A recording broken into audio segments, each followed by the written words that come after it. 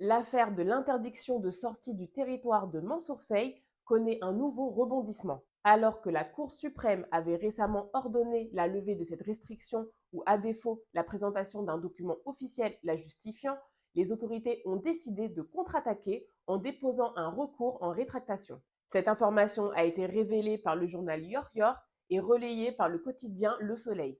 Le juge des référés liberté de la Cour suprême avait statué en faveur du beau-frère de Macky Sall, jugeant que son droit fondamental à la liberté de circulation avait été violé sans justification légale. Par conséquent, il avait exigé que la police de l'air et des frontières lève immédiatement cette interdiction ou fournisse un document légitime pour l'appuyer. Cependant, l'État n'a pas tardé à réagir.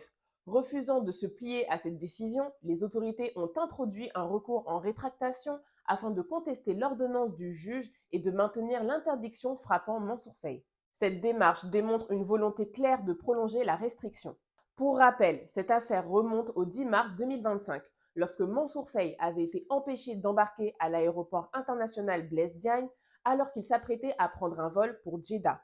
Quelques jours plus tard, une deuxième tentative de voyage vers Abidjan, cette fois avec la compagnie Air Ivoire, s'était soldée par un nouvel échec, les autorités lui interdisant une fois encore de quitter le territoire. Face à ces blocages répétés, l'ancien ministre s'est insurgé contre ce qu'il qualifie d'intimidation politique.